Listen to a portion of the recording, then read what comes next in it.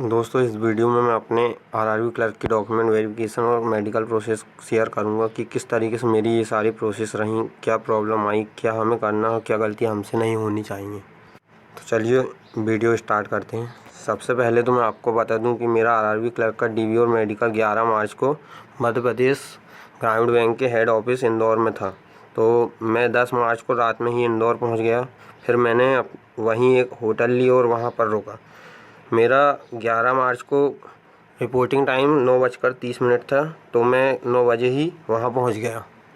वहाँ पर पहले से ही बहुत सारे कैंडिडेट बैठे हुए थे। फिर हम सबको मध्य प्रदेश ग्रामीण बैंक के अंदर ले जाया गया और एक सभा कक्ष में बैठा दिया गया।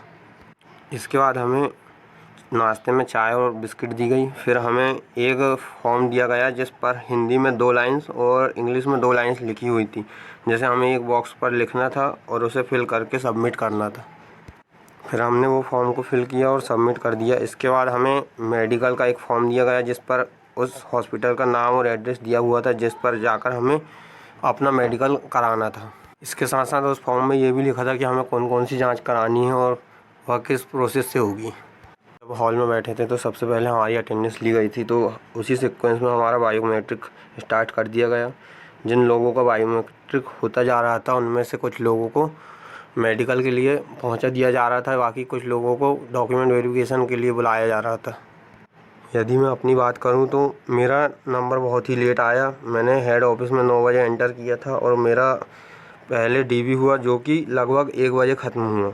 इसके बाद मुझे मेडिकल के लिए भेज दिया गया, जहाँ पर हमें सबसे पहले तो हमें जो फॉर्म दिया गया था मेडिकल के लिए उसे सबमिट करना था। साथ में वो एक छोटा सा फॉर्म दे रहे थे जिस पर हमें अपना नाम, father's name, mobile number fill करके वहाँ सबमिट करना था।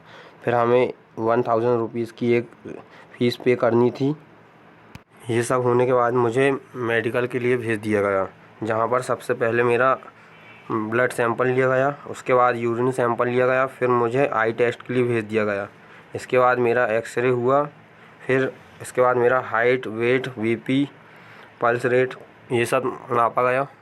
इसके बाद मुझे ईसीजी कराने के लिए भेज दिया गया, जहाँ पर थोड़ा सा ज़्यादा टाइम लगा। इसके बाद मैंने एक्सरे रिपोर्ट ली और वहाँ डॉक्टर को सबमिट कर दी और मुझे फाइनली मेडिकली फिट की रिपोर्ट दे दी गई।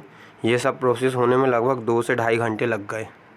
फिर यह रिपोर्ट मैंने एमपीजीबी के हेड ऑफिस में जाकर जमा कर दी। फिर मुझे कुछ देर के लिए रुकने के लिए बोला गया।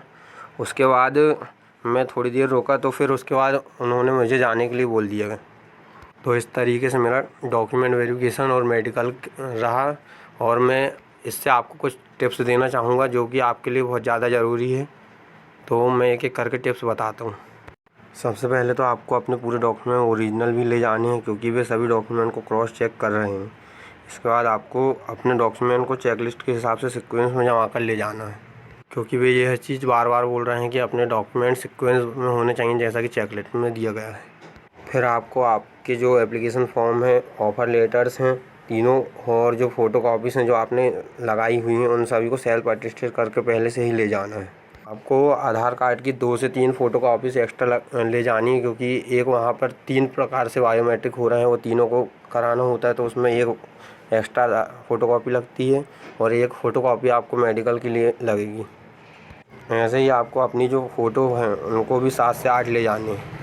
और सबसे बड़ी टिप्स ये रहेगी कि मेडिकल को लेकर इतना ज़्यादा पैनिक होने की ज़रूरत नहीं है, सब अच्छे से हो जाता है, वहाँ सब नॉर्मल रहते हैं। तो आपको यह टिप्स कैसी लगी इस वीडियो के कमेंट सेक्शन में ज़रूर बताइएगा और मेरे चैनल को सब्सक्राइब कर लीजिएगा। धन्यवाद।